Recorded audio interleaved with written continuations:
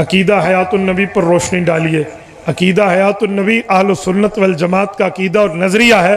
तस्कीन सुदूर की सफ़ा 36 पे कायद मिल्लत इस्लामिया मौलाना मुफ्ती महमूद रहमहुल्लाह ने खुद लिखा है अपने कलम से तकरीज़ करते हुए कि जमीयत उलमा इस्लाम फैसले के मुताबिक अकीदा हयातुन नबी पर यह दलाइल की किताब तहरीर की गई। और फतावा मुफ्ती महमूद जिल्द नंबर 1 में किताबुल अकायद के अंदर हज़रत मुफ्ती साहब ने वाज़े लिखा है कि अंबियाए कराम वफ़ात के बाद अपनी कब्रों में जिंदा हैं, खुसूसन रसूलुल्लाह को कब्र मुबारक में हयात हासिल है और कब्र के करीब आप अलैहिस्सलाम सलाम सुनते हैं और जवाब देते हैं। इस पर कुरान और हदीस से दलाइल मौजूद हैं, आप इस दलाइल को समझ लेना।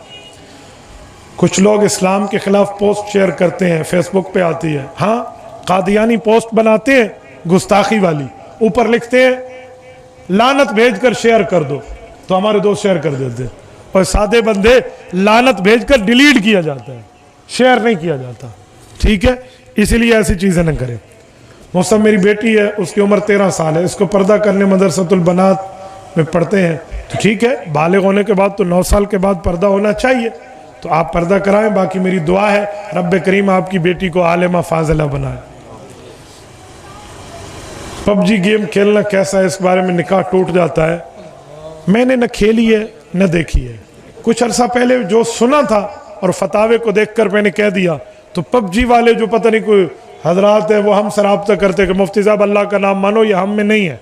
वो कहते हैं हमारी गेम में नहीं है कि काबतुल्लाह पर फायर मारो, हमारी गेम में नहीं है बुत से सजदा लो और बुत से एनर्जी लो, नहीं है। अगर नहीं है तो फिर कुफर का फतवा नहीं है, और अगर है तो हम उस फतवे पर कायम है, क्योंकि फतवा उसूलों की बुनियाद पे होता है। या तो पबजी गेम में खेलता तो मैं देखता, मुझे पबजी के बारे में इतना नहीं पता। एक बार इंडिया से किसी ने हमारे लाइव सेशन में सवाल किया कि पबजी के बारे में बताएं, तो मैंने कहा जी अम्मा जी के बारे में तो जानता हूँ, अबू जी के बारे में जानता हूँ, मुझे पबजी के बारे में नहीं पता। हमारा सेशन खत्म हुआ तो मुझे मेरे एडमन ने कहा कि हजरत पबजी गेम है, तो बाबा जो खेले और देखे उसको पता है, हमने जो सुना है आपको बता दिया, हमने देखा नहीं है। अगर उसमें चीजें हैं कि बैतुल्लाह पे फायर मारो और बुत से सामने सजदा करो तो नाजायज है, गलत है, अपने निकाहों की खैर मनाओ। और अगर ये नहीं है तो फिर वो एक गेम की तरह गेम है, फजूल अपना वक्त जाया कर रहे हो, फिर हम हराम की बात और कुफ्र की बात नहीं करेंगे। अकीदा हयातुन नबी के इनकारी, तमाम उलमा देवबंद अकीदा हयातुन नबी के कायल हैं, कोई देवबंदी मुनकर नहीं है। हजरत अबू बकर सिद्दीक ने अम्मा फातिमा को बाग़ फदक क्यों नहीं दिया था, वो तो वारिस थी। खुदा के बंदे, अम्मा फातिमा रजी अल्लाह ताला अन्हा ने सवाल किया तो आप उस जवाब को पूरा समझे तो बात फाइनल हो जाएगी। हजरत अबू बकर सिद्दीक ने जवाब में फरमाया कि बेटी फातिमा, आपके वालिद ने फैसला दिया था, आप अपने खामद हजरत अली से पूछें, चचा हजरत अब्बास रजी अल्लाह ताला अन्हु से पूछ लें, हजरत रसूलुल्लाह का फैसला है कि विरासत अंबिया की तकसीम नहीं होती, तो आप बताएं आपको हिस्सा दूं, हुजूर का फैसला तोड़ दूं? तो अम्मा ने कहा कि मुझे हुजूर का फैसला कबूल है, आप तोड़े नहीं। तो बात फाइनल हो गई।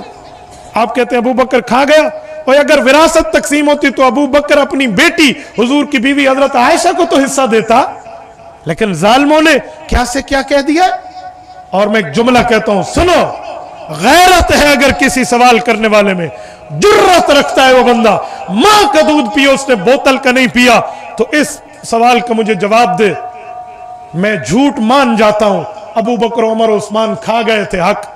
जब हजरत अली का दौर आया तो बाग़ फदक की जमीन कायम थी, उस पर दरिया नहीं आया था, तो हजरत अली ने वो जमीन अपने बच्चों के नाम क्यों नहीं की थी, आओ मां का हिस्सा है ले लो, हजरत अली ने क्यों नहीं की थी?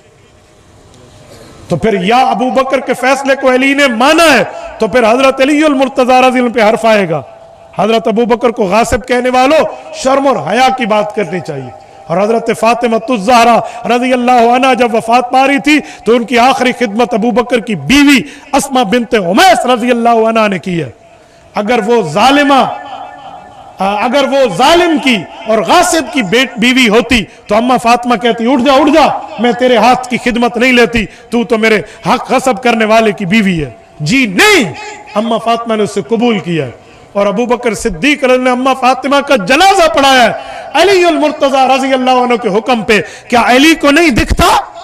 क्या हसन को नहीं दिखता? हुसैन को नहीं दिखता? तुम्हें दिखता है?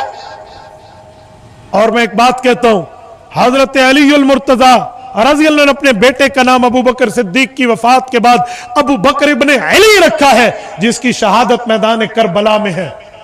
तो अबू बकर से तो अली को इतना प्यार है, वो बेटे का नाम रखता है।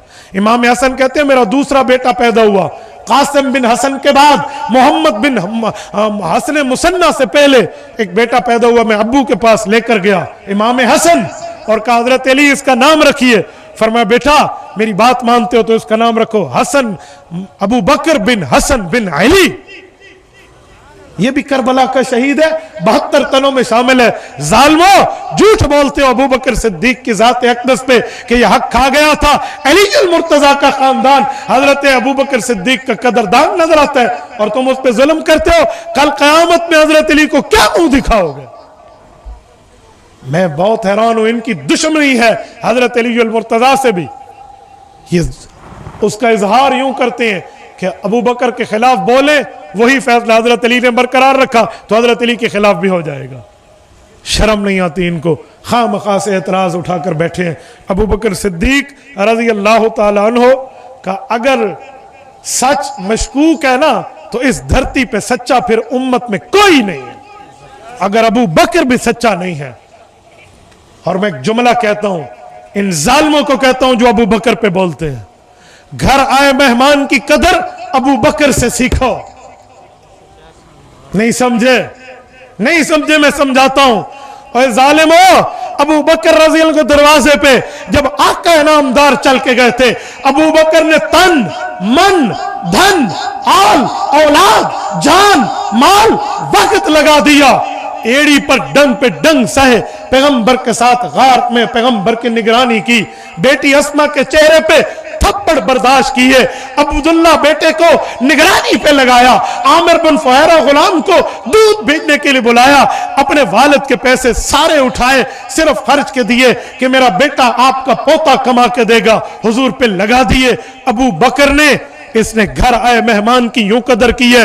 और जालिमो, तुमने खत लिख के इमाम हुसैन को करबला बुलाया था, फिर उसी खत के लिखे हुए हाथों में तलवारें पकड़ी थी, उसी हाथों में तुमने नेज़े पकड़े थे, उसी हाथों में तुमने तीरों तूफान पकड़ के नवासे रसूल पे हमलावर हुए थे। करबला की धरती पे उसका खून बहा था, करबला की धरती पे हजरत हुसैन की आल औलाद को ज़बह किया था। यहां आले रसूल के कातिल तुम हो, हुसैन इब्ने अली को बुला के मारने वाले तुम हो। तुमने घर आए मेहमान की यूं बेइज्जती की है, कयामत तो आ जाएगी, तुम्हारे इस किए पे लानतें बरसती रहेगी। तुम लोग अबू बकर सिद्दीक पे बोलो। मैं हैरान हूं कि घर आए मेहमान की कदर जो तुमने की है और जो अबू बकर ने की है, इस पर बात की जाए। मैं कातिलीन हुसैन पे आज भी लानत करता हूं और ता कयामत इन पे लानत करता हूं। नवासा रसूल का खून कोई आम खून है? और बातें फिर उस शख्स पे जिसका नाम अफजलुल बशर इबादल अंबिया है। कोई बंदा अपने मुंह को देखे और फिर इस मामले को देखे। नमाज जनाजा में सूरतुल फातिहा पढ़ना जरूरी है? जरूरी नहीं है, सिर्फ नमाज जनाजा दुआ है, तो उसमें जो दुआएं रसूलुल्लाह सल्लल्लाहु अलैहि वसल्लम ने पढ़ी हैं मुस्तदरक के हाकिम में मौजूद है, वही दुआएं हम पढ़ते हैं, बच्ची के लिए और, बच्चे के लिए और बड़ों के लिए और। अगर कोई बतौर दुआ फातिहा पढ़ना चाहता है पढ़ ले, लेकिन ये जरूरी नहीं है। बल्कि सही बुखारी में है कि एक बार एक सहाबी ने सूरत फातिहा पढ़ी तो सब देखने लग गए, तो उन्होंने कहा यह तरीका भी है। तो जो सब देखने लगे इसका माना है यह आम तौर पर तरीका राइज नहीं था, तभी सब देखने लगे, इसको दलील नहीं बनाया जा सकता। जो शख्स इमाम अबू हनीफा को गालियां दे तो इसके पीछे नमाज, पता नहीं आप कैसी नमाज के कायल हैं जो इमाम अबू हनीफा सहाबा के शागिर्द के खिलाफ भी बोले और आप उसके पीछे नमाजें भी पढ़ें। मरवान बिन हकम को हुजूर ने मदीना से निकाला, हजरत अबू बकर उमर के ज़माने में मदीना नहीं आया, हजरत उस्मान ने उनको बुलाकर मदीना गवर्नर बनाया। सवाल करने वाला झूठ बोलता है। मरवान उस वक्त 5 साल का था जब उसके बाप को निकाला। यह हकम का मसला है, मरवान का नहीं है, ये पहली बात है। दूसरी बात है, जिस हकम को निकाला था 5 साल की मुद्दत थी उसके जलावतनी की, और जब हजरत उस्मान ने बुलाया था तो 15 साल गुजर गए थे, तो अब तो मुद्दत पूरी हो गई थी और हजरत उस्मान ने फिर इजाज़त भी ले ली थी। और हुजूर ने मक्का से निकाला था, हजरत उस्मान ने मक्का नहीं बुलाया, मदीना बुलाया था। जहाँ से निकाला वहाँ बुलाया भी नहीं और उसकी मुद्दत भी पूरी हो गई थी। पूरी बात करें, अधूरी बात न करें। हजरत उस्मान हुजूर के घर का डबल दामाद है, उसको बहुत अच्छी तरह पता है। और हजरत उस्मान का हुजूर से रिश्ता हजरत अलीउल मुर्तजा के ये दामादी वाले रिश्ते से पहले बना है। हुजूर अलैहिस्सलाम के ज़माने और सहाबा के ज़माने में ग़ुलाम और बांदियाँ होती थी, क्यों नहीं है? उस वक़्त जिहाद होता था, अब जिहाद को फसाद बना दिया गया है, तो इसीलिए आप बांदियों के चक्कर पे बैठे हैं, लेकिन मसले को भूल बैठे हैं। मौलाना फजल रहमान की कोई दीनी खिदमत हो तो बताएं। मौलाना फजल रहमान की सबसे बड़ी दीनी खिदमत यही है कि आज हम सारे दाढ़ियाँ टोपियाँ पगड़ियाँ वाले खुलेआम बैठ के बात कर रहे हैं, ठीक है। मौलाना फजल रहमान की दीनी खिदमत ये है कि जब आप जाते हो ID कार्ड बनवाने, तो उस शनाख्ती कार्ड पे मजहब का खाना ये मौलाना फजल रहमान ने बहाल किया था, वरना मुशर्रफ दौर में ख़त्म कर दिया गया था, ठीक है। मौलाना फजल रहमान की आपने दीनी खिदमत देखने हो तो आप जाकर पूरी दुनिया के बड़े बड़े उलमाए कराम से पूछ लें कि इस धरती पे इस्लाम का नाम लेवा कोई आलिम सियासी तौर पे सबसे बड़ा ताकतवर है तो उसका नाम बता दो। आप इस धरती पे इस 6 बर्रे आज़मों में जहाँ मखलूक है, 7वें में मखलूक नहीं है, आप नाम बता दें।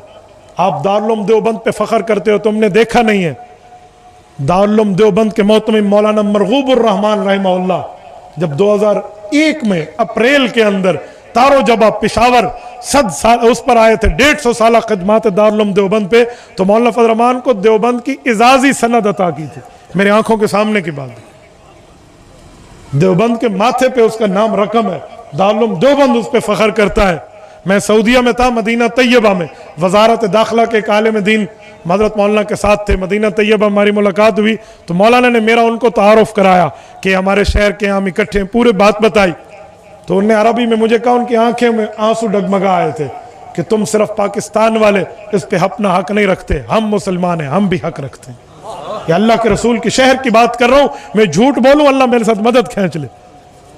हम कहते हैं यार क्या काम किया, ऐसी ऐसी आंखें ठीक लगवा लें या ऐनक अपनी ठीक करा लें। जनाजा के बाद मैयत के लिए हाथ उठाकर दुआ करना, नमाज जनाजा के बाद जो दुआ है वो कब्र पे है, वो हुजूर ने मांगी, हम मांगते हैं। नमाज जनाजा खुद दुआ है, दुआ के बाद दूसरी दुआ का मतलब जब तदफीन हो जाए फिर दुआ है। सलाम फेरने के बाद हुजूर ने कभी दुआ नहीं मांगी, अगर मांगी है तो हमें लफ्ज दिखा दें कौन से लफ्ज है। जैसे मस्जिद जाने की दुआ है, निकलने की दुआ है, घर में जाने की दुआ है, निकलने की दुआ है, सोने की दुआ है, उठने की दुआ के लफ्ज हैं। ऐसे सलाम जनाजा के फौरन बाद दुआ के लफ्ज क्या है, आप दिखा दो और मेरा मोबाइल आप तोहफे में ले लो। वो लफ्ज तो कहीं है ही नहीं, ऐसे लोगों ने ठोके हुए हैं दुनिया में। तो बाबा जो हुजूर ने काम नहीं किया वो हम नहीं करते। कायद सिंध हजरत मौलाना राशिद महमूद सुमरू जमीयत उलमा इस्लाम वाले, इनके साथ और तर्जुमानी पर कोई बात। मौलाना राशिद सुमरू दामत बरकातुहुम ने एक तारीखी कारनामे के तौर पे सिंध की जमीयत को अपने पाँव पे खड़ा कर दिया। अल्लाह इस शहजादे की ज़िंदगी में बरक़ात अता फरमाए, हमारी नेक तमन्नाएं उनके साथ हैं।